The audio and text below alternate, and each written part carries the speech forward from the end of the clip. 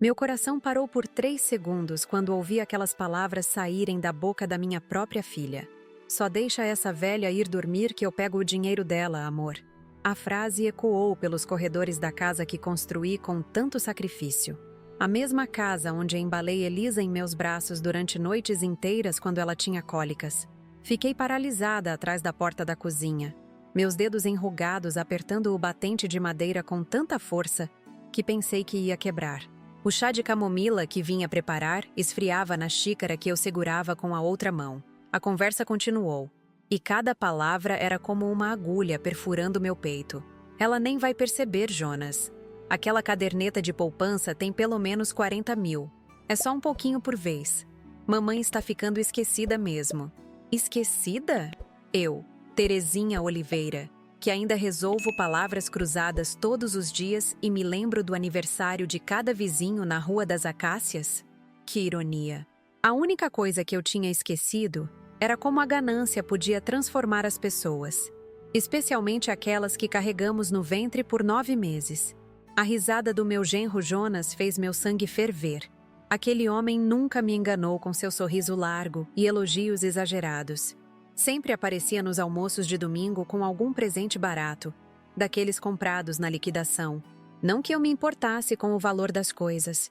Uma flor colhida com carinho vale mais que um buquê comprado por obrigação. Mas a falsidade, essa sim tem um cheiro que não consigo suportar, mesmo aos 68 anos. Voltei para meu quarto sem fazer barulho. 5 décadas como professora me ensinaram a caminhar silenciosamente pelos corredores da escola. Sentei-me na beirada da cama, aquela mesma onde meu finado Augusto partiu há 5 anos, e olhei para o retrato dele na mesinha de cabeceira. "O que você faria, meu velho?" Perguntei em silêncio para a fotografia amarelada. Quase pude ouvir sua resposta. "Pense como uma jogadora de xadrez, Teca. 3 movimentos à frente." Foi aí que decidi não confrontá-los imediatamente. A dor da traição queimava, mas a professora de matemática dentro de mim sabia que alguns problemas precisam de equações mais complexas para serem resolvidos. E eu sempre fui boa com números e estratégias. Na manhã seguinte, fiz questão de preparar o café da manhã como sempre. Ovos mexidos para Jonas, pão integral para Elisa. Eles moravam no andar de cima da casa desde que o aluguel deles ficou caro demais para o salário de vendedor de seguros dele. "Temporário", disseram. Isso foi há 3 anos. "Mamãe, a senhora está com uma cara ótima hoje", comentou Elisa, passando manteiga no pão. Seus olhos não encontravam os meus. "Dormi como um anjo", menti, servindo mais café.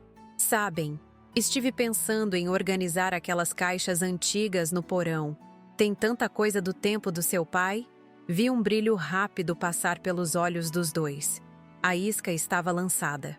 No final daquela tarde, saí para encontrar minha amiga Ivone, no Centro Comunitário Esperança. Ivone Feitosa não mudou nada desde que trabalhávamos juntas na Escola Municipal Monteiro Lobato. Ela como enfermeira escolar, eu como professora.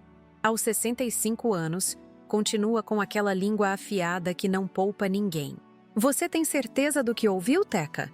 perguntou ela, ajustando os óculos de armação roxa que combinavam com seus cabelos grisalhos, tingidos com reflexos lilazes. "Tão certa quanto estou sentada aqui", respondi, sentindo as lágrimas finalmente chegarem depois de horas de choque. Minha própria filha, Ivone. Como ela pôde? Ivone segurou minhas mãos sobre a mesa de plástico do centro comunitário. Ao nosso redor, outras senhoras tricotavam e conversavam, alheias ao furacão que devastava meu mundo. "E o que você vai fazer? Colocar os 2 para fora?" Sequei as lágrimas com o lenço bordado que sempre carrego na bolsa. Um presente da minha neta Mariana no último Natal. Mariana, tão diferente da mãe? "Não", respondi, sentindo uma calma estranha me invadir. "Vou dar uma lição que eles nunca vão esquecer." Naquela noite, telefonei para meu filho Júlio em Porto Alegre. Sempre fomos próximos, mesmo com a distância. Ele se parece tanto com o pai, não apenas no físico, mas na integridade. Contei tudo, ouvindo seus suspiros pesados do outro lado da linha. "Estou pegando o primeiro avião amanhã, mãe", disse ele, a voz carregada de indignação. "Não, filho, ainda não. Preciso da sua ajuda, mas de outro jeito. Expliquei meu plano inicial, e Júlio, depois de alguma resistência, concordou. No dia seguinte, passei no Banco Bradesco e saquei uma parte das minhas economias. Não era muito, o suficiente para parecer significativo caso alguém estivesse espionando meus passos. Ao voltar para casa, fiz questão de passar pelo mercado municipal, onde cumprimentei seu Joaquim da banca de frutas com mais animação que o normal. Grandes planos, dona Terezinha? Perguntou ele, notando as sacolas do banco e meu sorriso forçado. Digamos que estou organizando o futuro, seu Joaquim. Respondi, comprando jabuticabas que sabia serem as preferidas de Elisa. No caminho de volta, parei na Praça das Jabuticabeiras para encontrar com Antônio Buarque. Aos 72 anos, Antônio era mais que um vizinho. Era o amigo que Augusto me pediu para ficar de olho antes de partir. Viúvo como eu, entendia a solidão dos dias cinzentos. Tem certeza desse plano, Terezinha? Perguntou ele, alimentando os pombos com farelos de pão. Tenho, Antônio. Não é apenas pelo dinheiro, é pela traição. Preciso que eles entendam a gravidade do que estão fazendo. Voltei para casa com passos mais lentos que o normal. A idade, às vezes, é uma máscara conveniente para esconder as verdadeiras intenções. No portão, encontrei com a assistente social Cláudia Ribeiro, que fazia visitas regulares aos idosos do bairro. Dona Terezinha, que bom encontrá-la. Como estão as coisas? Olhei nos olhos daquela jovem dedicada e pensei em quanto precisaria dela nas próximas semanas. Estão interessantes, Cláudia. Na verdade, acho que vou precisar de sua ajuda em breve. Enquanto subia os degraus da varanda, onde rosas brancas que plantei há décadas ainda florescem fielmente toda a primavera, senti um misto de tristeza e determinação. A casa que deveria ser meu refúgio nos anos dourados havia se transformado em um palco de traição. Abri a porta da frente e ouvi risadas vindas da cozinha. Elisa e Jonas não esperavam que eu voltasse tão cedo. Parei por um momento, ajeitei meu xale sobre os ombros e toquei no pequeno gravador que Júlio me ensinou a usar pelo telefone, agora escondido no bolso do meu vestido florido. O tabuleiro estava armado, as peças posicionadas. E eu, a velha professora supostamente esquecida, estava prestes a dar uma aula que ninguém naquela casa jamais esqueceria. Entrei na cozinha com um sorriso sereno nos lábios, como se não carregasse o peso da decepção em meus ombros. Elisa interrompeu a conversa abruptamente quando me viu, ajeitando o cabelo atrás da orelha, um gesto nervoso que mantém desde criança. Já voltou, mamãe? Pensei que ficaria mais tempo com Dona Ivone, disse ela, trocando olhares rápidos com Jonas. A gente envelhece, filha. O corpo cansa mais rápido, respondi, colocando as sacolas sobre a mesa. Propositalmente deixei aparecer o envelope do banco. Aproveitei para resolver umas pendências no Bradesco também. Jonas quase engasgou com o café. Seus olhos seguiram o envelope como um gato observando um pássaro. Algum problema com suas contas, Dona Terezinha? Perguntou ele, tentando soar casual. Problema nenhum. Na verdade, resolvi reorganizar minhas economias. Fiz uma pausa e acrescentei, como quem não quer nada. Nunca confiei muito em bancos, sabe? Seu Antônio também guarda boa parte do dinheiro dele em casa. Nos dias seguintes, comecei a deixar pistas sutis pela casa. Um catálogo de cruzeiros internacionais aberto sobre o sofá. Um anúncio de terreno circulado no jornal. Uma lista de números que parecia uma combinação de cofre esquecida próxima ao telefone. Pequenas migalhas que levariam minha filha e meu genro exatamente para onde eu queria. Numa terça-feira, após o almoço, fiz questão de falar ao telefone com Mariana, alta o suficiente para que pudessem me ouvir da sala. Sim, querida, a vovó separou aquele dinheirinho para você, mas só quando terminar a faculdade, combinado. É o suficiente para montar seu escritório de advocacia. Desliguei e notei Jonas parado na porta, fingindo procurar algo na estante. À noite, tomei um chá na varanda com Antônio, que entrou perfeitamente no papel que combinamos. Terezinha, você tem certeza que é seguro guardar tanto dinheiro naquele baú antigo? Por que não usa um cofre pelo menos? Ora, Antônio, respondi alto o suficiente para que as janelas abertas do segundo andar captassem cada palavra. Ninguém mexe nas coisas de uma senhora viúva. Além disso, quem iria procurar debaixo daquele monte de álbuns de fotografias? Na quinta-feira, recebi a visita do padre Joaquim, um homem gentil que conhecia nossa família há décadas. Confidenciei a ele sobre minhas suspeitas, escolhendo cuidadosamente um momento em que Elisa passava pelo corredor. Padre, preciso de orientação. Descobri algo terrível e não sei como agir. Mais tarde, a sós com ele na varanda, expliquei todo o meu plano. O padre hesitou inicialmente. Sua natureza era de reconciliação imediata, perdão instantâneo. Mas depois de refletir, concordou que algumas lições precisam ser aprendidas do jeito mais difícil. Às vezes, Terezinha, o caminho para o verdadeiro arrependimento passa pela vergonha do confronto, disse ele ajustando o colarinho. Só tenha cuidado para que sua lição não se transforme em vingança. No domingo, após a missa na paróquia Nossa Senhora do Carmo, encontrei com o Dr. Osvaldo Pacheco, que me acompanha desde o diagnóstico de pressão alta há 8 anos. Como andam aquelas tonturas, dona Terezinha? Perguntou ele sempre atencioso. Na verdade, doutor, preciso de um favor médico, mas não relacionado à minha saúde física.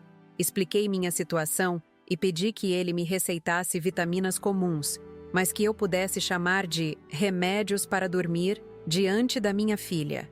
Relutante no início, o médico acabou concordando após entender a gravidade da situação. Isso não vai prejudicar sua saúde, mas tenha cuidado com o estresse dessa situação toda. Vingança é um remédio que costuma envenenar primeiro quem o administra. Não é vingança, doutor, corrigi. É educação tardia. Na segunda semana do meu plano, telefonei para Júlio em Porto Alegre. As coisas estavam progredindo exatamente como planejado. Filho, está na hora de você tirar aquelas férias que vem adiando. Quero você aqui na sexta-feira, mas ninguém pode saber. Júlio chegou discretamente, hospedando-se na casa de Antônio. Juntos, finalizamos os preparativos. Meu filho, engenheiro meticuloso como sempre foi, trouxe equipamentos de gravação melhores que meu pequeno gravador de bolso e instalou câmeras discretas em pontos estratégicos da casa. Mãe, não seria mais fácil simplesmente confrontá-los com o que você ouviu? Perguntou ele, enquanto ajustava uma microcâmera no abajur do meu quarto. E dar a eles a chance de negarem? De me fazerem parecer uma velha paranoica? Não, meu filho. Precisamos de provas concretas. Pessoas como Jonas só entendem quando são pegos em flagrante. Naquela noite, jantamos todos juntos. Elisa, Jonas, eu e, para surpresa do casal, Júlio. A tensão era palpável. Meu filho mal conseguia olhar para a irmã sem que seus olhos revelassem decepção. Que visita inesperada, maninho, comentou Elisa, servindo a salada. Problemas na empresa? De forma alguma, respondeu Júlio, segurando minha mão sobre a mesa. Só senti que era hora de passar mais tempo com a pessoa mais importante da minha vida. Jonas engoliu em seco, talvez sentindo que algo estava errado. Mas a ganância tem o poder peculiar de cegar até os mais perspicazes. No dia seguinte, coloquei em prática a etapa mais importante do plano. Chamei Elisa para me ajudar a organizar o porão. Um cômodo empoeirado repleto de caixas e memórias. Filha, preciso que me ajude a encontrar os álbuns antigos de Paraty. Estão naquele baú de madeira, debaixo das outras caixas. Elisa, normalmente avessa a qualquer tarefa doméstica, mostrou-se surpreendentemente solícita. Descemos juntas, e fiz questão de lutar com a fechadura enferrujada do baú. Esse cadeado está com defeito há anos, comentei, fingindo frustração. Deixe-me buscar óleo de cozinha para destravar. Ao voltar à cozinha, dei tempo suficiente para que a curiosidade de Elisa explorasse o conteúdo parcialmente visível do baú.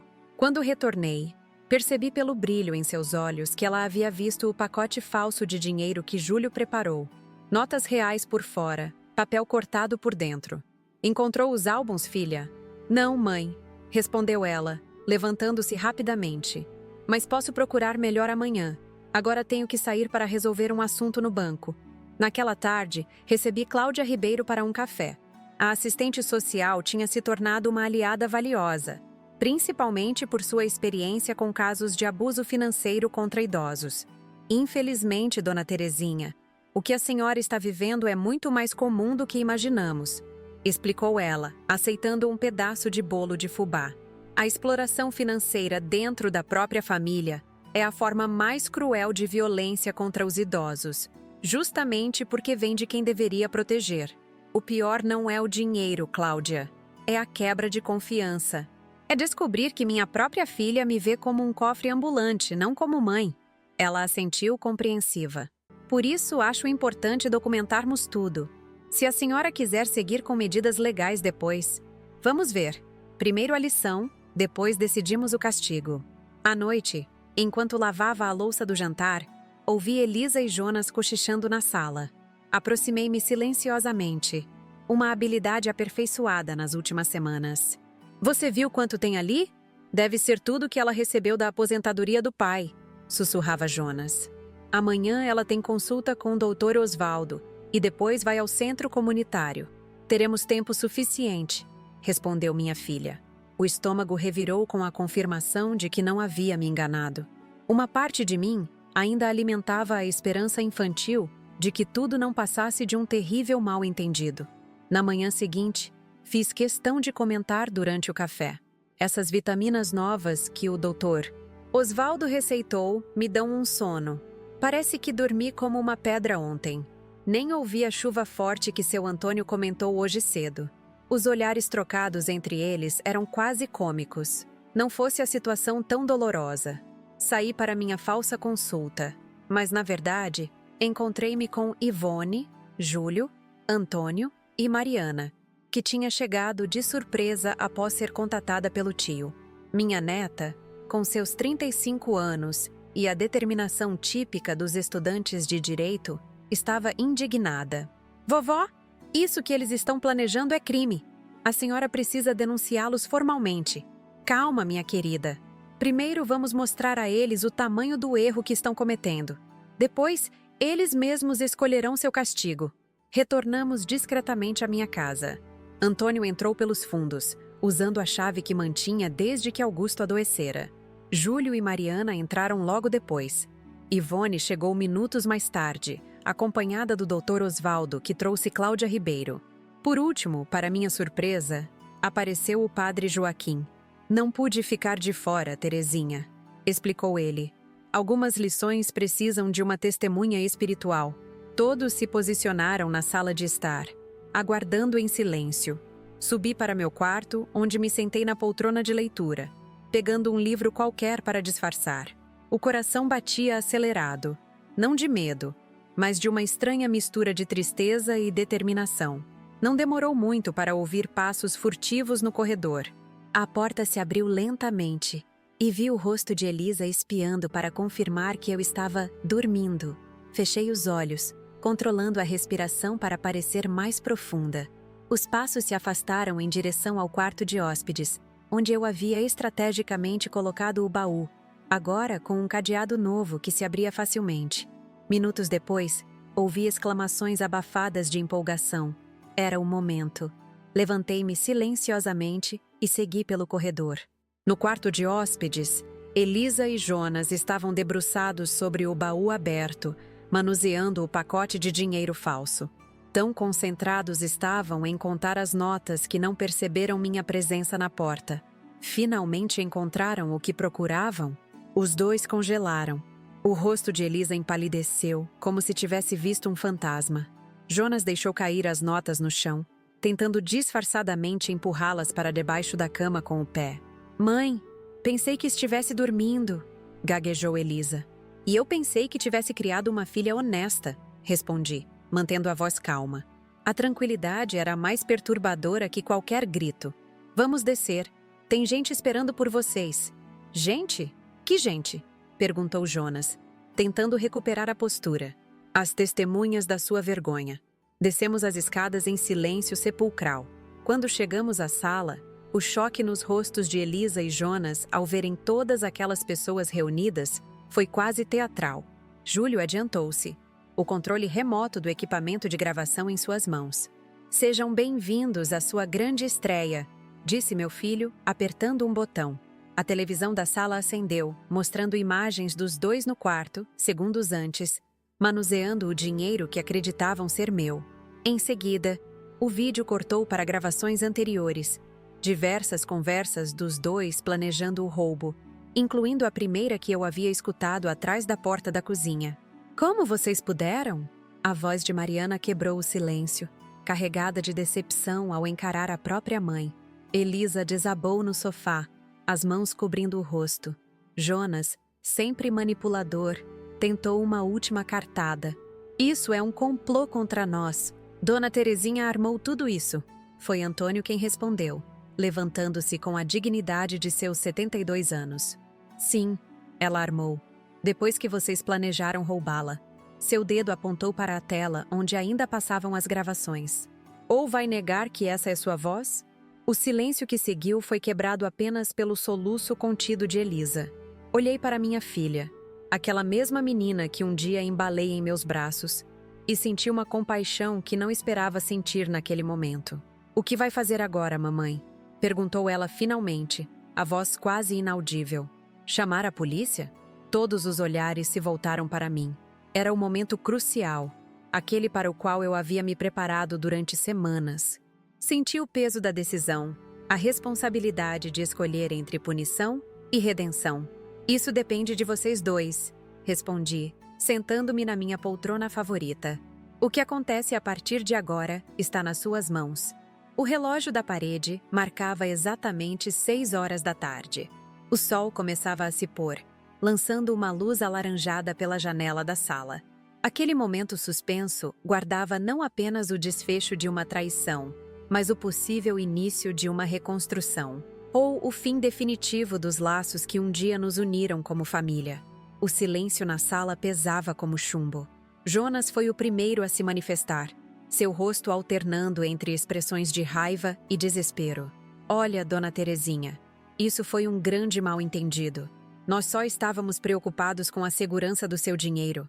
Guardar tanto dinheiro em casa é perigoso, a senhora sabe?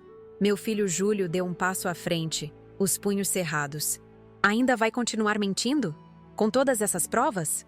Ergui a mão, pedindo calma. Não queria que aquilo se transformasse num tribunal de acusações. Queria entender, mesmo que entender doesse como uma ferida aberta. Elisa, chamei suavemente. Olhe para mim. Minha filha levantou os olhos marejados, o rosto contorcido numa máscara de vergonha que eu jamais imaginei ver. Por quê? Só me diga o porquê.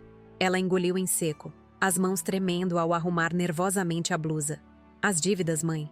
Estamos afundados em dívidas. O banco ameaçou tomar nosso apartamento. Jonas perdeu muito dinheiro apostando. Foi um desespero momentâneo. Momentâneo? Mariana interrompeu, indignada. Vocês planejaram isso por semanas. Ouvi tudo nas gravações. Jonas levantou-se abruptamente. Isso é ilegal. Vocês nos gravaram sem consentimento. Isso não vale nada juridicamente. Padre Joaquim, que até então observava em silêncio, adiantou-se com a serenidade que só os anos de confessionário podem proporcionar. Filho, neste momento não estamos diante de um tribunal de justiça, mas de um tribunal de consciência. E perante este, não há tecnicalismos que salvem uma alma culpada. A sabedoria simples daquelas palavras pareceu atingir Jonas como um golpe físico. Seus ombros caíram, e ele voltou a sentar-se, derrotado. Cláudia Ribeiro, a assistente social, aproximou-se de mim. Dona Terezinha, como profissional, preciso informá-la que temos evidências suficientes para um processo por exploração financeira contra a pessoa idosa. É um crime previsto no Estatuto do Idoso, com penas severas. Senti todos os olhares sobre mim, aguardando minha decisão. Não era apenas sobre punir ou perdoar, era sobre reconstruir ou destruir definitivamente o que restava da minha família. Antes de decidir qualquer coisa, falei pausadamente. Quero entender toda a extensão do problema. Há quanto tempo vocês estão planejando isso? Esta foi a primeira vez que tentaram pegar meu dinheiro? O constrangimento no olhar de Elisa me deu a resposta antes mesmo que suas palavras saíssem. Não, mãe, confessou ela, a voz quase inaudível. Já pegamos pequenas quantias antes.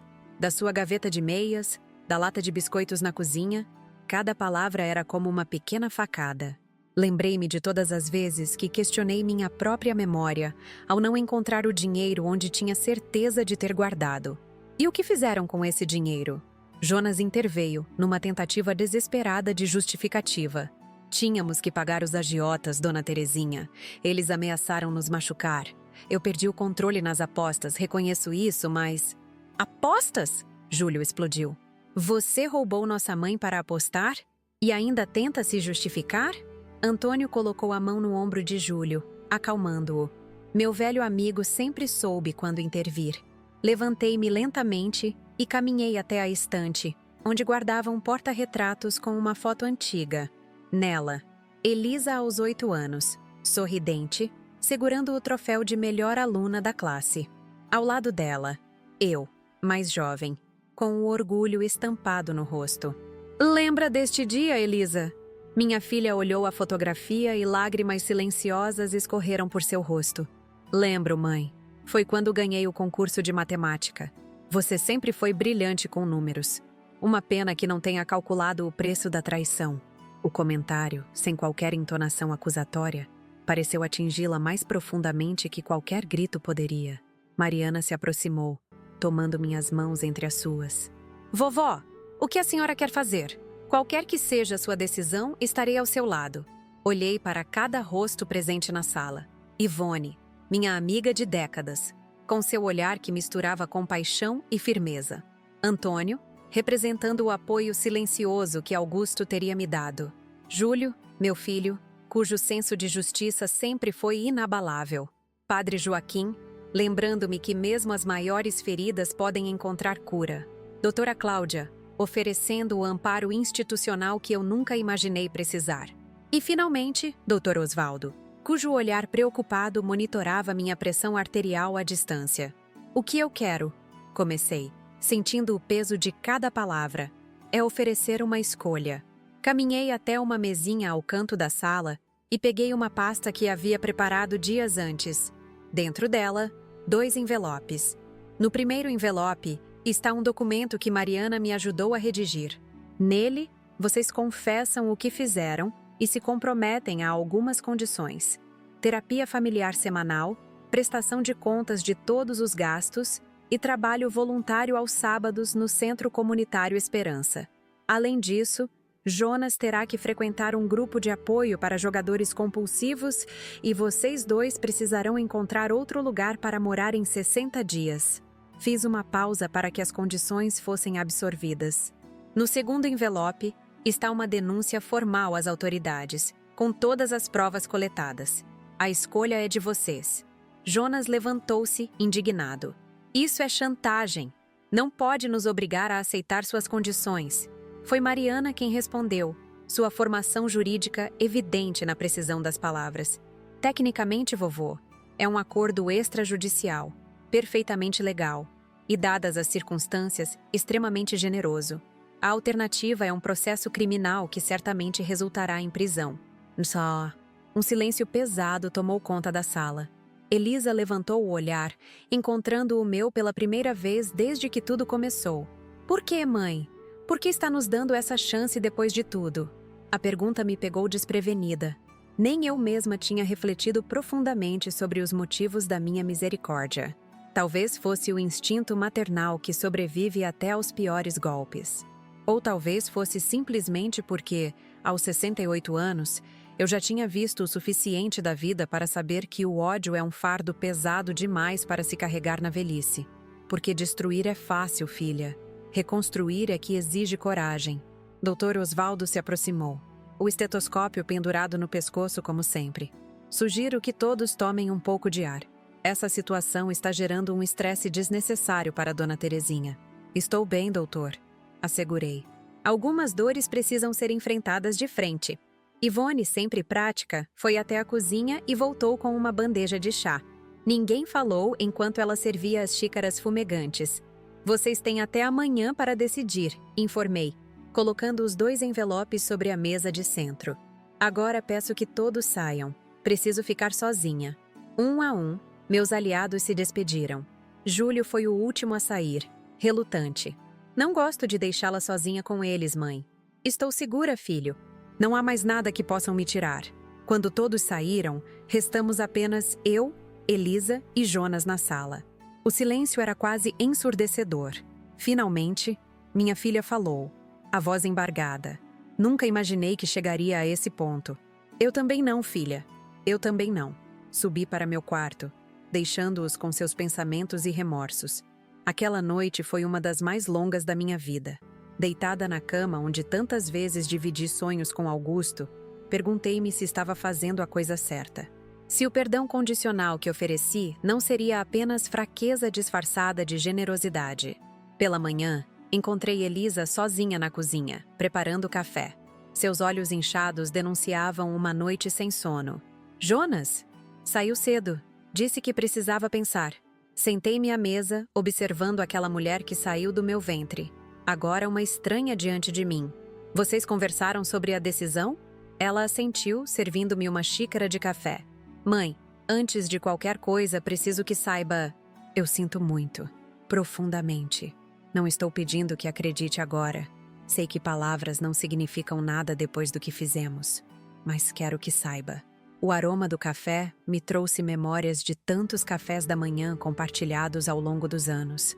Momentos simples que construíram nossa história familiar, agora maculados pela traição. E quanto à decisão? Vamos aceitar suas condições. Jonas não queria, falou em contratar um advogado, mas ela fez uma pausa, respirando fundo.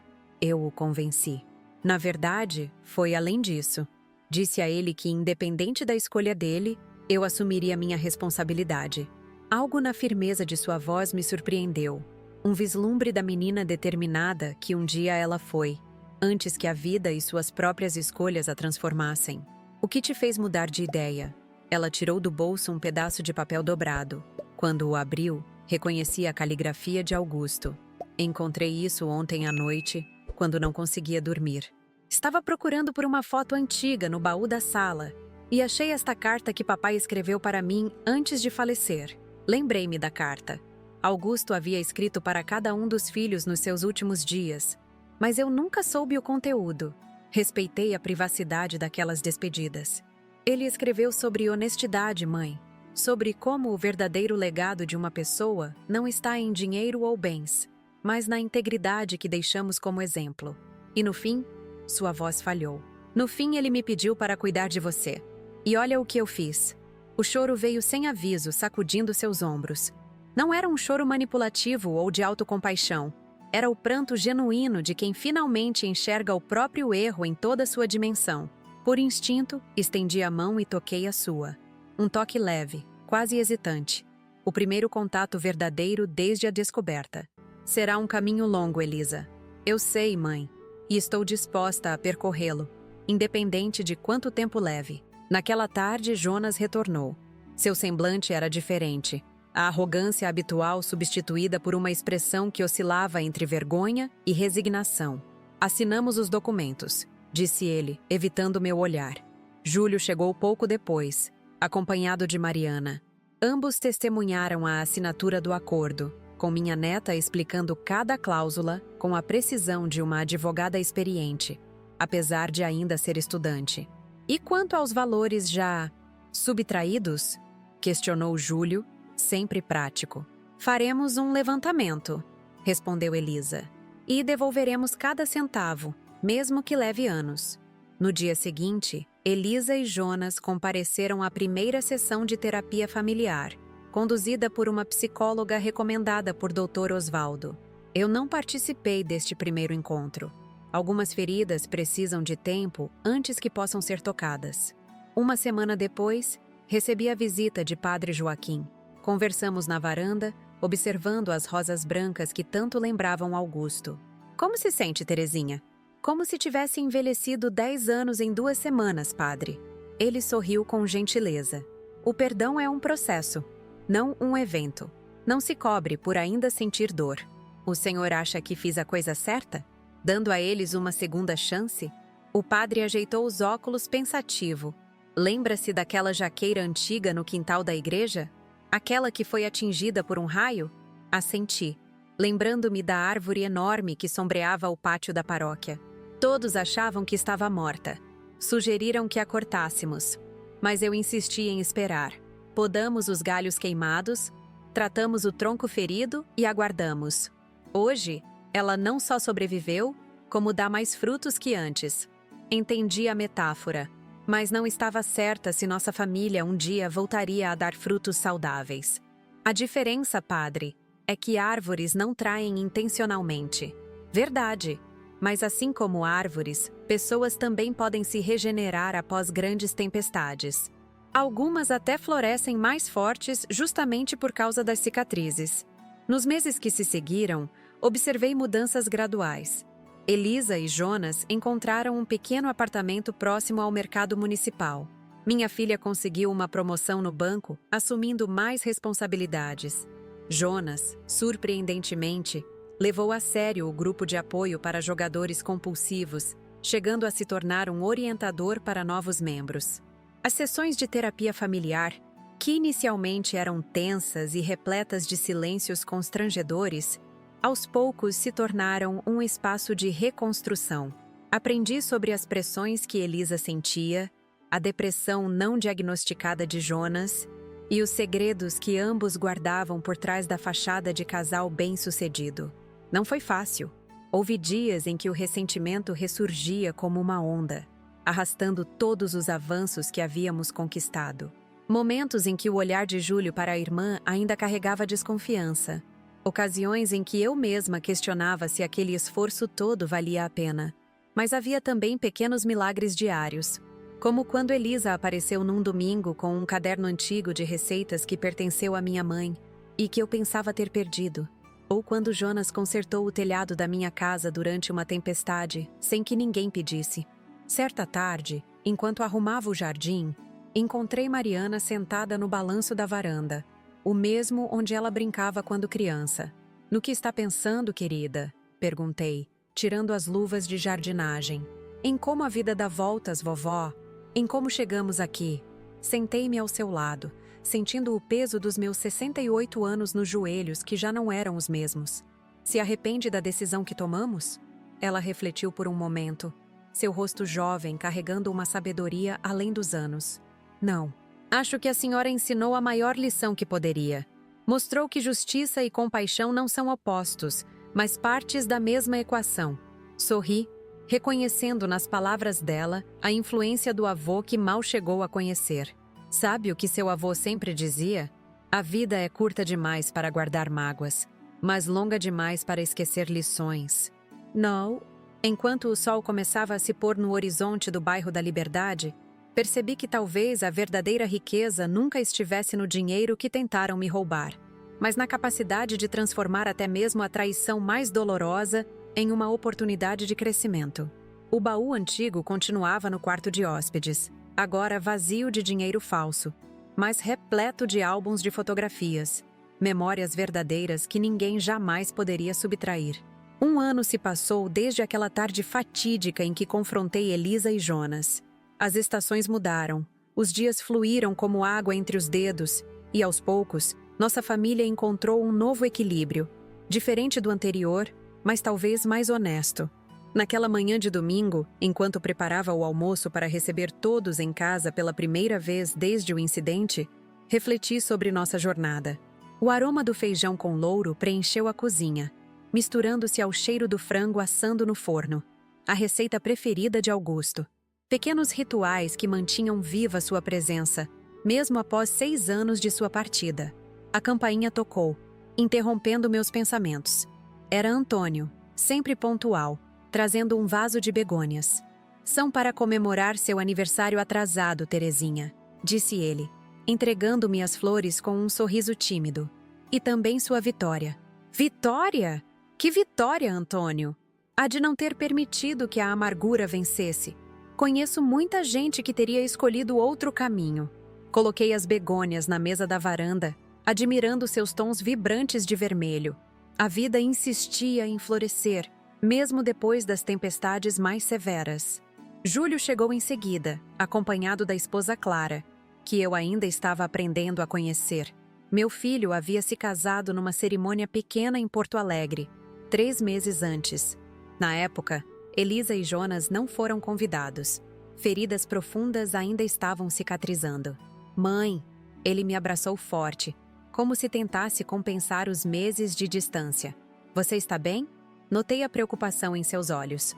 Desde o episódio com sua irmã, Júlio se tornara ainda mais protetor, ligando quase diariamente, sugerindo que eu me mudasse para Porto Alegre. Estou ótima, respondi com sinceridade. Não se preocupe tanto. Na Clara, uma mulher de sorriso caloroso e maneiras gentis, entregou-me um pacote. Uma lembrança do sul, Dona Terezinha. Erva mate da melhor qualidade. Agradeci o gesto, observando como meu filho parecia mais leve ao lado dela. Algumas pessoas têm esse dom, o de aliviar os fardos dos que amam apenas com sua presença. Elisa e Jonas já chegaram? Perguntou Júlio, tentando soar casual, mas não conseguindo esconder a tensão na voz. Devem estar a caminho, respondi. Mariana já está aqui, arrumando a mesa no quintal. Meu filho assentiu, respirando fundo como quem se prepara para uma prova difícil. Este seria o primeiro encontro dele com a irmã desde a confrontação. Apesar das minhas insistências ao longo do ano, Júlio se recusou a participar das sessões de terapia familiar, alegando que precisava processar a situação à sua maneira. Mariana entrou na cozinha, carregando a toalha de mesa que bordei décadas atrás para meu enxoval. Achei esta preciosidade guardada, vovó. Achei que seria perfeita para hoje. Sorri ao ver o tecido cuidadosamente preservado, com pequenas flores azuis bordadas à mão. Quantas histórias aquela toalha tinha testemunhado. Aniversários, natais, formaturas. E agora, presenciaria nossa tentativa de reconstrução. A campainha soou novamente. Pelo vidro da porta, reconheci as silhuetas de Elisa e Jonas. Meu coração acelerou levemente, não de medo, mas de expectativa. Vou atender, ofereceu-se Mariana, apertando minha mão rapidamente antes de se dirigir à porta. Os cumprimentos na entrada foram formais, quase cerimoniais. Jonas trazia uma cesta de frutas, Elisa um buquê de margaridas, minhas flores favoritas. Pequenos gestos que demonstravam atenção, uma forma silenciosa de dizer, estamos tentando. Júlio? Elisa cumprimentou o irmão com hesitação. É bom ver você. Meu filho mais novo apenas assentiu, sem conseguir verbalizar uma resposta.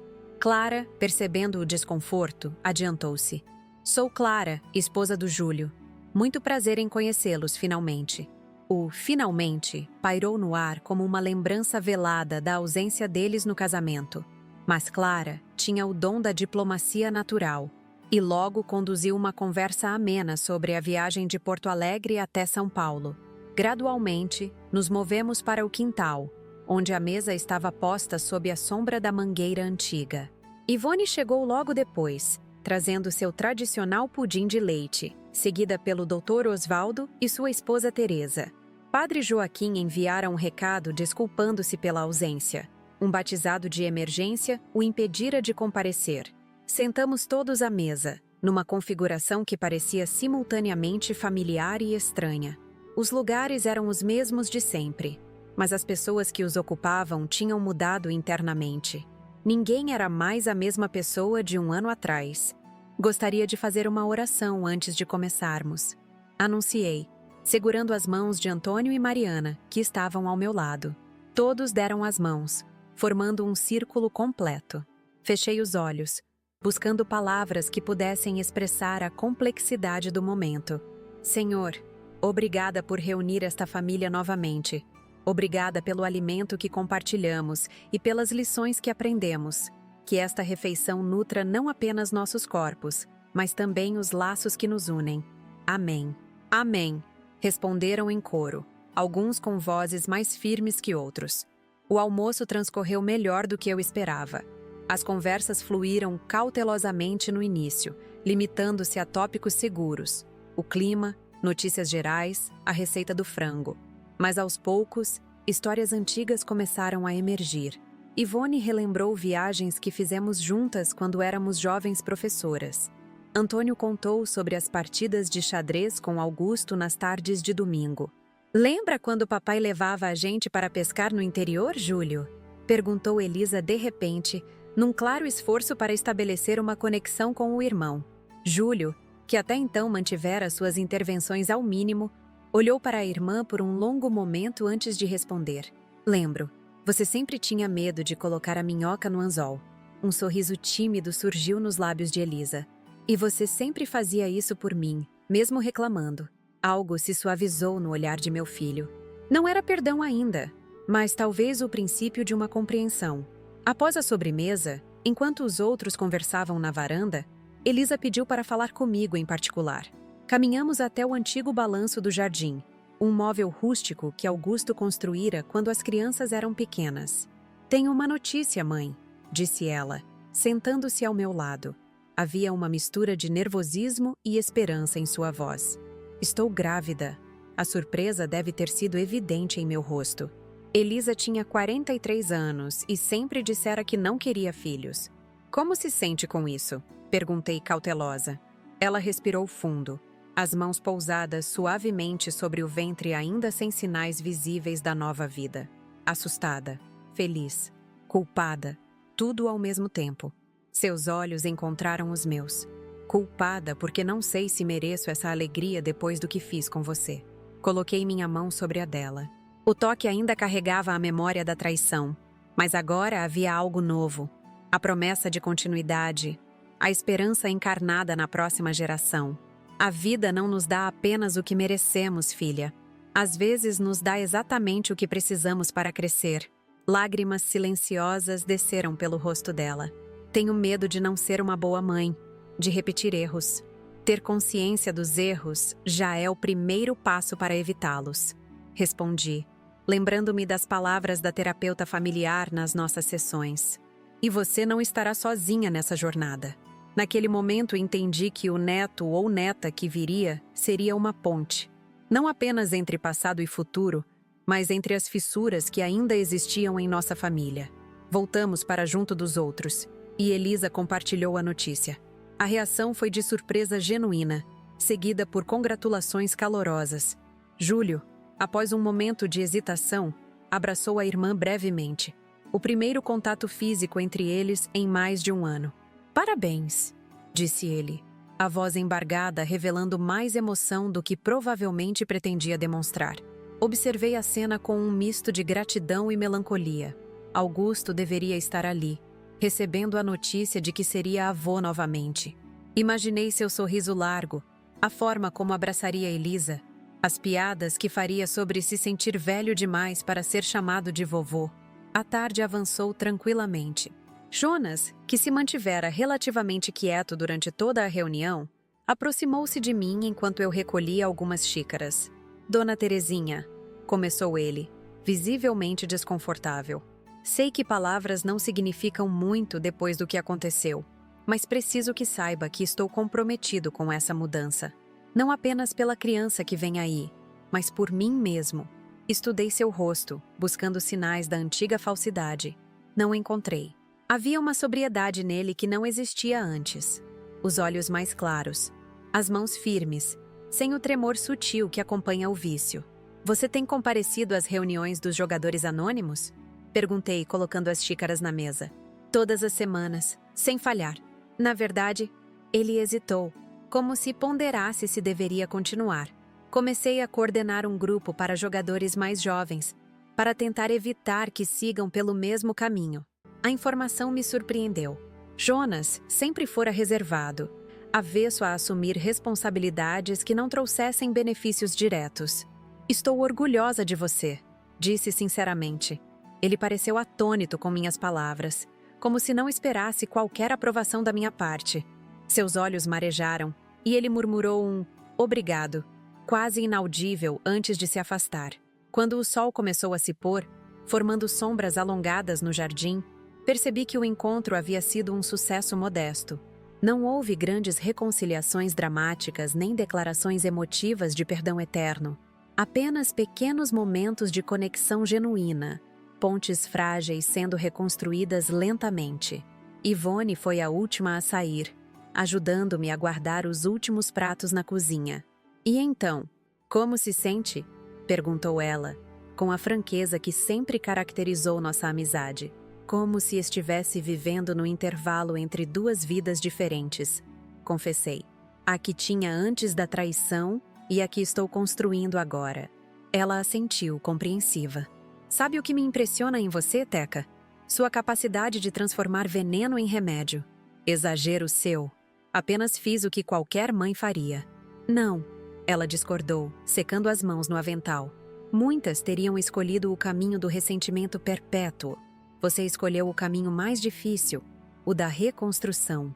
Após a saída de Ivone, sentei-me na poltrona da sala, exausta, mas estranhamente satisfeita. O silêncio da casa vazia tinha um tom diferente agora. Não de solidão, mas de paz reconquistada. Na semana seguinte, recebi uma ligação inesperada. Era Cláudia Ribeiro, a assistente social que havia me ajudado durante a crise familiar.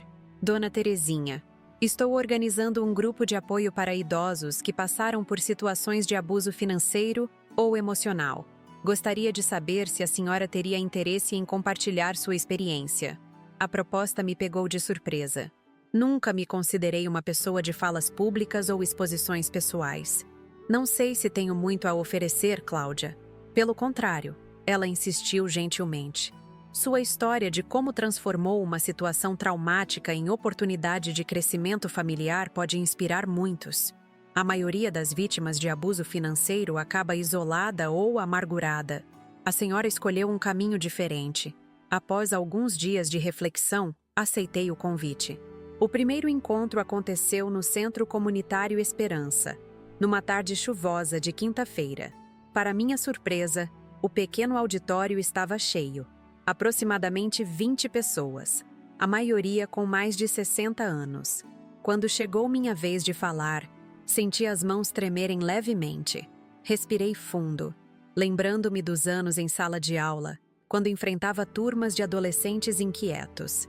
Meu nome é Terezinha Oliveira, tenho 69 anos, e descobri que minha própria filha e meu genro planejavam roubar minhas economias. As palavras fluíram mais facilmente do que imaginei. Contei tudo: a dor da descoberta, o plano meticuloso, a confrontação e o lento processo de reconstrução familiar. Não romantizei a experiência nem a transformei em uma história de redenção perfeita. Falei das dúvidas, das noites de insônia, dos momentos em que quase desisti. Quando terminei, o silêncio na sala era palpável. Foi quebrado por uma senhora de cabelos brancos na primeira fila, que se levantou com o auxílio de uma bengala. Como conseguiu perdoar? Eu não conseguiria. A pergunta era simples, mas a resposta não. Não foi uma decisão única, mas um processo diário, expliquei. E não se trata apenas de perdão, mas de escolher qual tipo de pessoa eu quero ser nos anos que me restam. Não quero passar o resto da minha vida carregando ressentimentos. Outras perguntas surgiram, e percebi que cada resposta que oferecia clarificava não apenas os pensamentos deles, mas os meus próprios. Ao articular minha experiência, eu mesma compreendia melhor o caminho que havia trilhado. Ao final do encontro, várias pessoas vieram me abraçar, algumas chorando, outras compartilhando brevemente suas próprias histórias de traição familiar. Cláudia aproximou-se, visivelmente emocionada. A senhora não imagina o impacto que suas palavras tiveram. Muitos aqui estavam completamente isolados, sentindo-se sozinhos em sua dor. Saí do centro comunitário com uma sensação inesperada de propósito.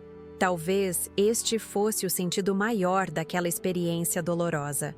Transformá-la em um farol para outros que navegavam em águas similares. Nas semanas seguintes, o grupo cresceu. Passei a frequentá-lo regularmente, não mais apenas como oradora convidada, mas como participante ativa. Conheci histórias muito mais dolorosas que a minha. Idosos abandonados por famílias inteiras, viúvas enganadas por filhos que venderam suas casas, avós que perderam o contato com netos amados. Em um desses encontros, Padre Joaquim apareceu para dar apoio espiritual a quem desejasse. Após a reunião, caminhamos juntos até a parada de ônibus. Sabe, Terezinha, observando a senhora hoje, lembrei-me de uma passagem bíblica, aquela que diz que Deus transforma todas as coisas para o bem daqueles que o amam. Confesso que nos momentos mais difíceis, duvidei dessa transformação, padre. Ele sorriu compreensivamente. A fé não é ausência de dúvida, mas persistência apesar dela. O inverno chegou, trazendo manhãs frias e tardes de céu incrivelmente azul. Elisa entrou no segundo trimestre da gravidez e os exames confirmaram. Seria uma menina. Decidiram chamá-la Aurora, um nome que falava de novos começos, de luz após a escuridão. Júlio passou a visitar São Paulo com mais frequência, trazendo Clara. Aos poucos, ele e Elisa reconstruíam sua relação de irmãos, diferente da anterior. Mais cautelosa, mas também mais honesta.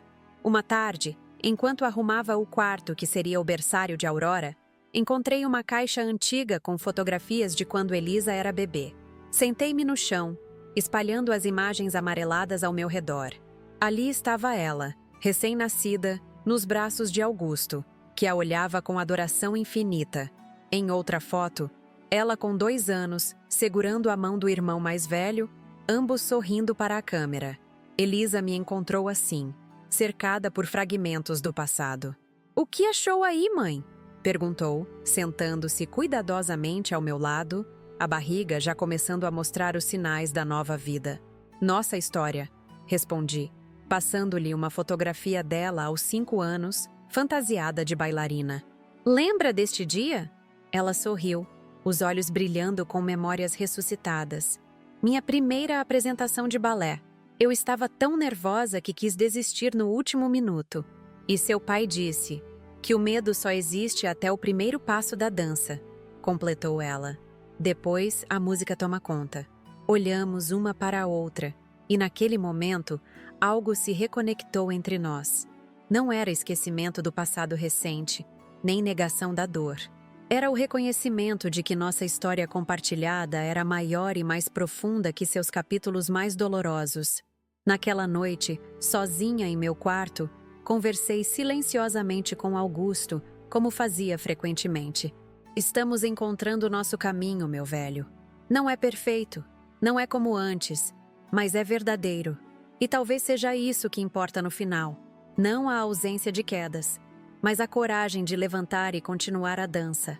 Pela janela aberta, uma brisa suave balançou as cortinas. Lá fora, a vida continuava seu fluxo imparável, carregando todos nós, os machucados, os curados, os que ainda estão aprendendo a confiar novamente. A chegada de Aurora foi como um raio de sol após uma longa tempestade.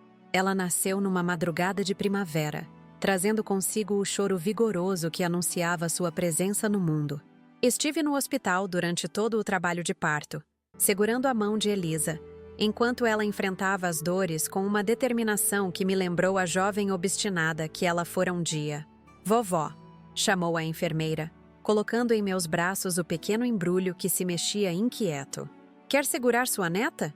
Senti o peso suave daquele corpinho contra meu peito, os olhinhos semicerrados se ajustando à claridade do mundo. Tinha os cabelos escuros como os de Augusto, a pele rosada e perfeita. Contemplei suas mãozinhas minúsculas, cada dedo uma obra-prima em miniatura. Em seu rosto, vi traços de Elisa recém-nascida, e mais além, fragmentos de meu próprio pai, cuja memória já esmaecia com o tempo.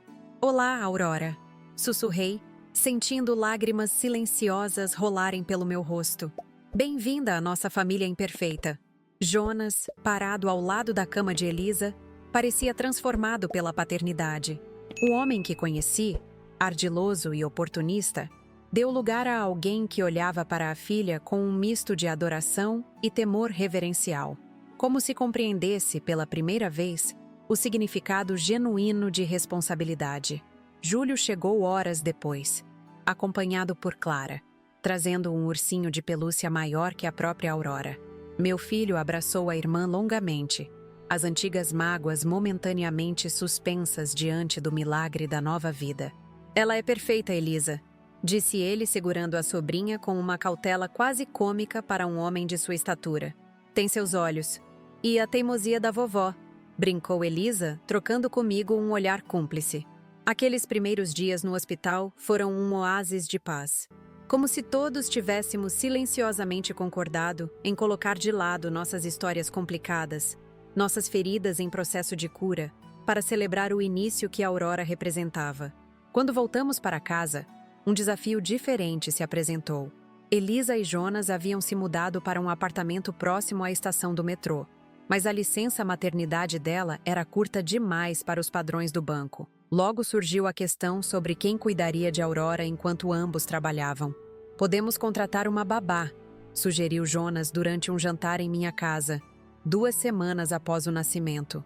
Ou, intervim cautelosamente, eu poderia ficar com ela durante o dia. A oferta pairou no ar como um balão delicado. Era mais que uma sugestão prática. Era um símbolo de confiança sendo reconstruída. Elisa me encarou, a expressão dividida entre gratidão e hesitação. Tem certeza, mãe? É muita responsabilidade para a sua idade. Sorri diante da preocupação invertida. Agora era ela quem se inquietava com meu bem-estar. Cuidei de você e de seus irmãos, lembra? Além disso, o apartamento de vocês fica a apenas 2 quadras daqui. Posso perfeitamente cuidar dela e chamá-lo se precisar. Assim nasceu nossa nova rotina. Todas as manhãs, Elisa trazia a Aurora, junto com fraldas, mamadeiras e instruções detalhadas que foram se tornando desnecessárias com o tempo. A casa que antes parecia grande demais para uma senhora viúva, ganhou nova vida com os sons de choro de bebê, canções de ninar e as conversas que eu mantinha com minha neta, como se ela compreendesse cada palavra. Sabia que seu avô construiu esta casa com as próprias mãos? Contava a ela, enquanto a embalava na cadeira de balanço da varanda. Ele dizia que uma casa não é feita apenas de tijolos e madeira, mas dos sonhos que abriga. Aurora respondia com sorrisos involuntários que iluminavam meu coração. Nos momentos em que ela dormia tranquilamente no berço que instalamos no antigo quarto de Elisa, eu me sentava ao lado, observando sua respiração ritmada, maravilhada com o milagre da continuidade da vida. Foi numa dessas tardes tranquilas que recebi a visita inesperada de Antônio. Ele apareceu trazendo um mobile de pássaros coloridos que ele mesmo havia esculpido em madeira. Para a pequena Aurora, explicou, entregando-me o presente com timidez. Para que ela sempre olhe para cima e sonhe com voos altos. Instalamos juntos o mobile sobre o berço. Os pássaros multicoloridos giravam suavemente com a brisa que entrava pela janela. Aurora, ao despertar, fixou os olhos neles com uma concentração surpreendente para seus 2 meses de idade. Ela gostou, comentei, observando seu olhar fascinado. Tem bom gosto, como o bisavô. Antônio e eu tomamos chá na varanda enquanto Aurora voltava a adormecer. Havia entre nós uma proximidade confortável que crescera nos últimos meses. Não era romance, pelo menos não no sentido convencional que os jovens atribuem à palavra. Era companheirismo, o tipo de conexão que só se desenvolve entre pessoas que já viveram o suficiente para valorizar a simplicidade da presença um do outro. Terezinha, disse ele, após um longo silêncio contemplativo. Já pensou em se mudar? Esta casa é grande demais para você sozinha. A pergunta me pegou desprevenida. A casa onde criei meus filhos, onde dividi décadas com Augusto, era mais que uma estrutura física. Era o receptáculo de minhas memórias mais preciosas. Mudar para onde? Perguntei intrigada. Bem, ele hesitou, seus dedos tamborilando nervosamente na xícara. Pensei que talvez pudesse considerar dividir uma casa comigo. Encarei-o, surpresa com a proposta. Antônio, sempre tão contido, agora exibia um rubor juvenil nas faces enrugadas. Não estou propondo casamento, apressou-se em esclarecer. Só pensei que na nossa idade é bom ter companhia. Alguém para conversar no fim do dia, para compartilhar as refeições. Sorri, tocada por sua sinceridade. Vou pensar com carinho, Antônio. É uma proposta e tanto. Naquela noite, após devolver Aurora aos pais, sentei-me na antiga cadeira de Augusto e imaginei o que ele diria sobre a proposta de Antônio. Quase pude ouvir sua risada calorosa. Ora, Teca, você acha que eu gostaria de vê-la sozinha para sempre? A vida é para os vivos, meu amor. A ideia de recomeçar, de criar um novo lar aos 70 anos, era simultaneamente assustadora e excitante. Seria possível construir algo novo sem diminuir o valor do que vivi com Augusto? Meus pensamentos foram interrompidos pelo telefone. Era Mariana, ligando para convidar-me para sua formatura na faculdade de Direito. Quero que a senhora esteja na primeira fila, vovó. Foi a senhora que me ensinou o valor da justiça com compaixão. A cerimônia aconteceu numa tarde ensolarada de dezembro. A universidade estava decorada com faixas e flores, os formandos radiantes em suas becas pretas. Sentei-me entre Júlio e Elisa, com Aurora, agora com 4 meses, adormecida no colo da mãe.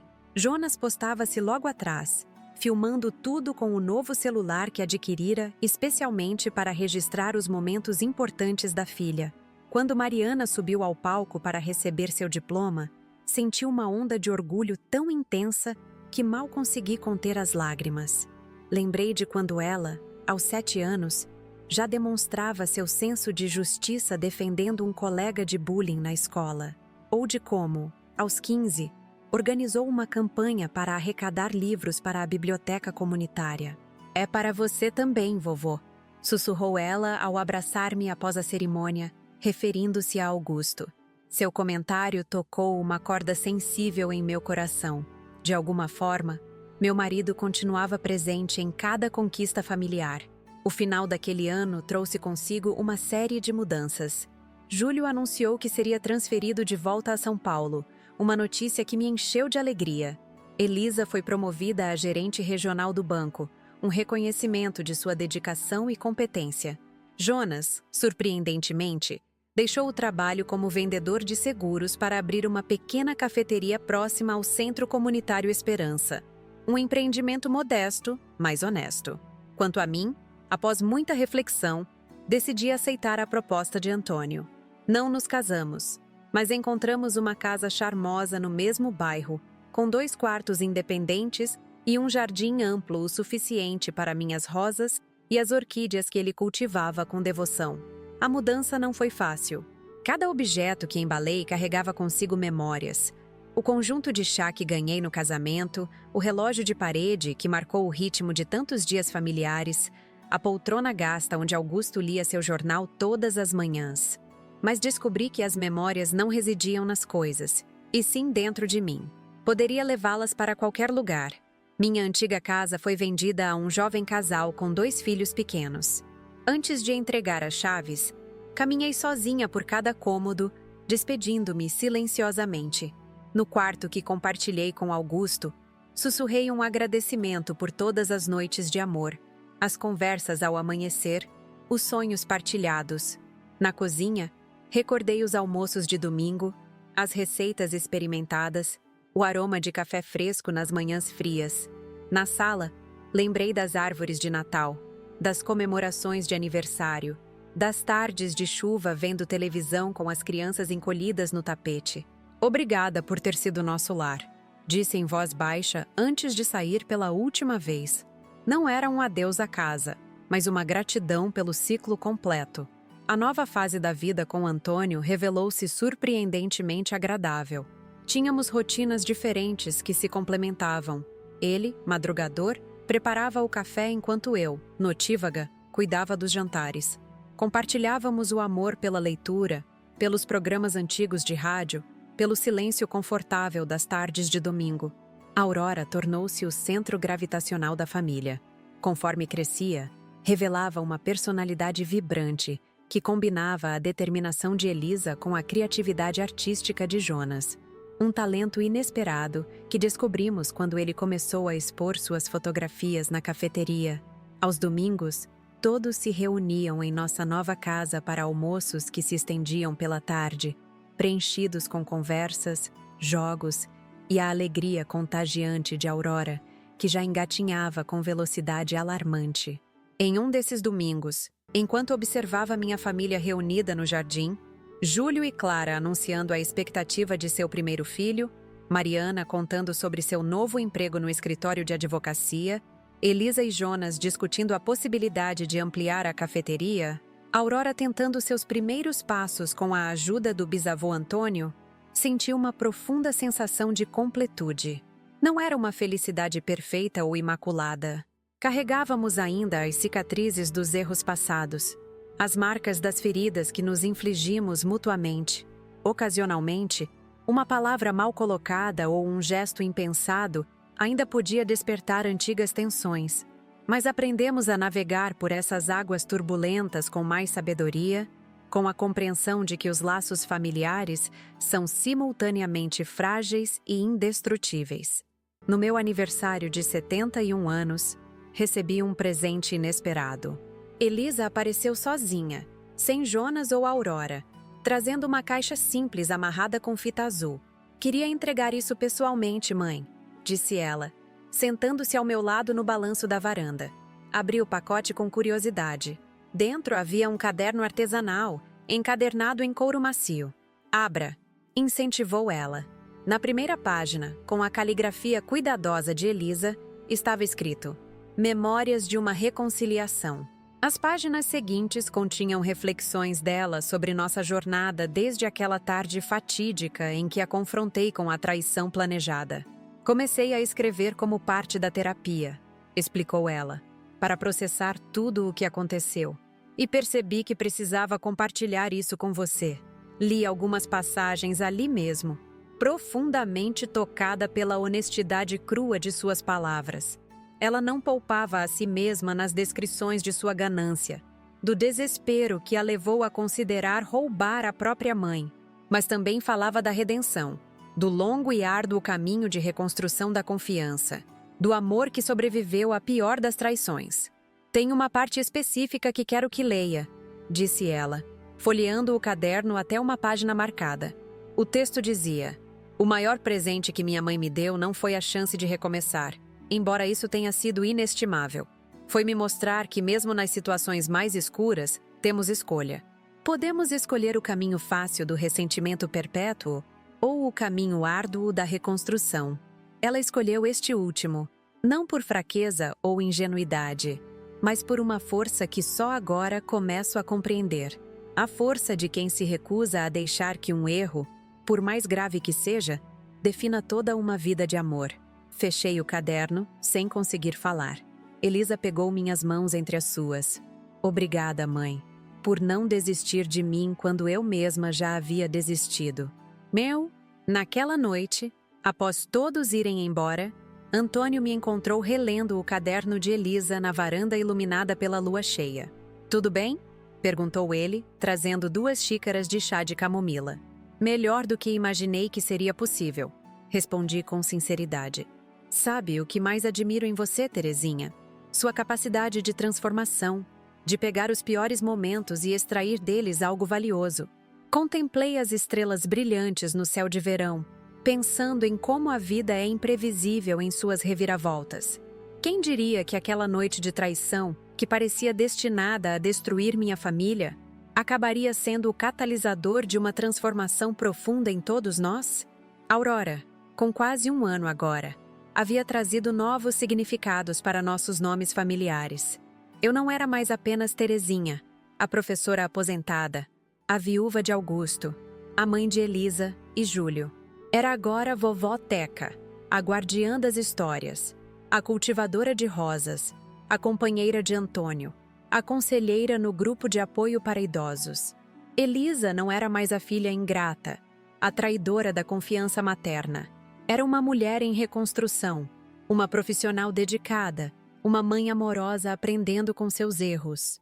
Jonas havia deixado para trás o jogador compulsivo, o genro manipulador. Tornou-se um empreendedor modesto, um pai presente, um homem que enfrentava seus demônios diariamente nos encontros dos jogadores anônimos. E Júlio, meu filho protetor, aprendera que o perdão não é um evento único, mas um processo contínuo de escolhas diárias. Ao entrar no quarto naquela noite, parei diante do espelho e estudei meu reflexo. Os cabelos completamente brancos, as rugas que mapeavam as alegrias e tristezas de 7 décadas de vida. Nos meus olhos, porém, havia uma clareza que não existia antes da tempestade familiar, uma sabedoria duramente conquistada. "Augusto", murmurei para o silêncio do quarto, como fazia nas noites em que a saudade apertava. "Acho que finalmente entendi o que você sempre dizia sobre as feridas que nos transformam. Não é a ausência de cicatrizes que define uma vida bem vivida, mas o que aprendemos enquanto curamos." Deitei-me com a sensação reconfortante de que, apesar de todos os tropeços e quedas, havíamos encontrado nosso caminho de volta. Não a inocência perdida, mas a algo talvez mais valioso: uma autenticidade conquistada através da dor e da redenção. Lá fora, as estrelas continuavam seu brilho eterno, indiferentes aos pequenos dramas humanos. E dentro de mim, a paz de quem sobreviveu à tempestade e descobriu que, às vezes, é preciso perder algo precioso para ganhar algo inestimável. Muitas vezes na vida, as traições mais dolorosas vêm justamente de quem mais amamos. Foi assim comigo, quando descobri minha própria filha e meu genro planejando me roubar. Só deixa essa velha ir dormir que eu pego o dinheiro dela, amor. Palavras que atravessaram meu coração como flechas envenenadas, vindas da boca de Elisa, aquela mesma menina que embalei em meus braços por noites inteiras. O choque inicial poderia ter me destruído. Poderia ter me transformado em uma pessoa amarga, desconfiada, isolada. Quantos de nós, diante da traição, escolhemos erguer muros em vez de construir pontes? Quantos preferimos o caminho aparentemente mais fácil do ressentimento perpétuo, do rompimento definitivo? Mas decidi seguir por outra trilha. Não por fraqueza ou ingenuidade, como muitos poderiam pensar. Foi uma escolha consciente, talvez a mais difícil que já fiz em meus 70 anos de vida. Elaborei um plano meticuloso, não para vingança, mas para confrontação, para que Elisa e Jonas encarassem suas próprias ações sob a luz impiedosa da verdade, diante de testemunhas que valorizavam a integridade. O momento da revelação foi devastador para todos. Vi no rosto de minha filha o peso esmagador da vergonha. Nos olhos de meu genro, o desespero de quem se vê desmascarado. E mesmo assim, em vez de expulsá-los definitivamente de minha vida, ofereci uma escolha: o caminho árduo da reconstrução ou as consequências legais de seus atos. Eles escolheram reconstruir. E assim começamos nossa jornada de cura, repleta de terapia familiar, confissões dolorosas, pequenos passos de confiança sendo restabelecida. Não foi um processo linear. Houve recaídas, momentos de dúvida, dias em que o perdão parecia impossível. Meu filho Júlio, inicialmente, não conseguia sequer olhar para a irmã. O abismo entre eles parecia intransponível. Mariana, minha neta, dividida entre a lealdade à avó e o amor pela mãe. E eu, tentando ser a ponte que unia todas essas ilhas emocionais separadas pela tempestade da traição. Então, a Aurora nasceu. Como seu próprio nome sugere, ela trouxe uma nova alvorada para nossa família fraturada. Aquele pequeno ser, inocente e perfeito, tornou-se o centro gravitacional que nos puxava de volta uns para os outros. Através dela, Júlio voltou a falar com a irmã. Através dela, Jonas encontrou propósito e redenção. Através dela, eu redescobri a alegria que pensava ter perdido para sempre. Compreendi, ao longo dessa jornada, que o verdadeiro tesouro nunca esteve no dinheiro que tentaram me roubar. Estava na capacidade humana de transformação, na possibilidade de recomeço mesmo depois dos erros mais graves, na força que surge justamente nas nossas maiores fragilidades. Hoje, olhando para trás, vejo que aquela noite terrível foi, paradoxalmente, um presente disfarçado. Sem ela, talvez nunca tivéssemos confrontado os problemas que corroíam silenciosamente nossa família: a ganância e o vício de Jonas, o materialismo e a insatisfação de Elisa, minha própria tendência a ignorar sinais de problemas para manter uma paz superficial. A dor nos forçou a crescer. A traição nos obrigou a reconstruir relacionamentos sobre bases mais autênticas. Até mesmo minha vida pessoal floresceu de maneiras inesperadas, com a amizade que se transformou em companheirismo com Antônio, com minha participação no grupo de apoio para idosos vítimas de abuso financeiro, com a nova casa que simbolizava meu próprio recomeço. Descobri que, mesmo aos 70 anos, ainda há espaço para renascimento. Que nossas histórias não estão definidas pelos nossos piores momentos ou por nossas quedas mais dolorosas, mas pela forma como nos erguemos depois delas, pela coragem de olhar para nossas feridas e permitir que elas se transformem em sabedoria. Esta história que compartilhei com vocês é mais que um relato pessoal de traição e perdão. É um testemunho sobre a resiliência humana, sobre a possibilidade sempre presente de reconstrução, mesmo quando tudo parece irremediavelmente quebrado. Talvez você que me assiste agora esteja passando por sua própria tempestade familiar. Talvez tenha sido traído por alguém que ama profundamente. Ou talvez você mesmo tenha cometido erros que parecem imperdoáveis. Quero que saiba que não está sozinho nessa jornada. Que há caminhos possíveis através da escuridão, por mais densa que ela pareça agora. O processo de cura não é rápido nem fácil. Exige coragem para confrontar verdades dolorosas, humildade para reconhecer erros, paciência para reconstruir confiança quebrada. Mas é possível. E talvez seja a jornada mais valiosa que podemos empreender nesta vida. Se minha história tocou seu coração de alguma forma, peço que compartilhe sua própria jornada nos comentários abaixo. Suas experiências, suas dores, suas vitórias. Este canal é mais que um espaço para histórias emocionantes. É uma comunidade de pessoas que compreendem que os dramas reais da vida superam qualquer ficção.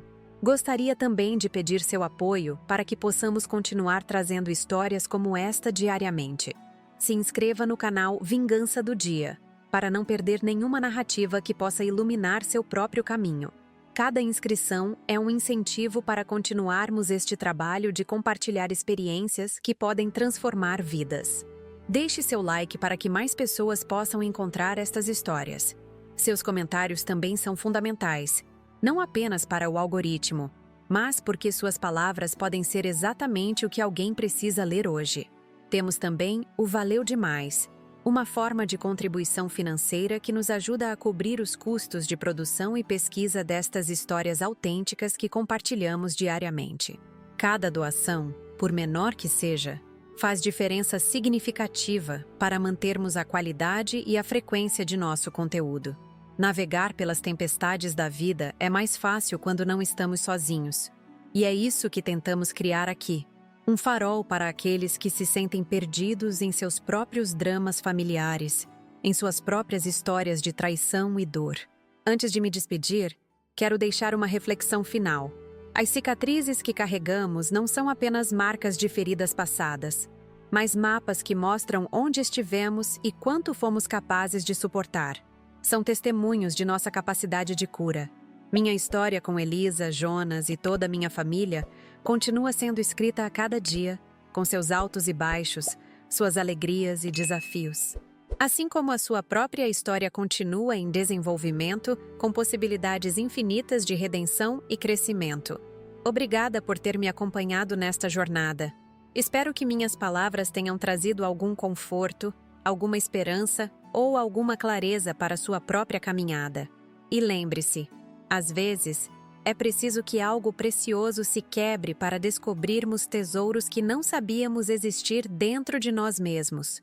Não se esqueça de se inscrever no canal Vingança do Dia, ativar as notificações, deixar seu comentário e, se possível, contribuir com nosso Valeu Demais. Cada gesto seu nos ajuda a continuar compartilhando histórias que importam, histórias que curam, histórias que nos lembram da força extraordinária do espírito humano diante das maiores adversidades. Há muitas outras histórias emocionantes esperando por você em nosso canal. Histórias de superação, coragem e recomeços que podem inspirar sua própria jornada. Não perca a oportunidade de fazer parte desta comunidade que acredita no poder transformador das narrativas humanas. Até o próximo relato. E lembre-se, sua história também merece ser contada, ouvida e valorizada.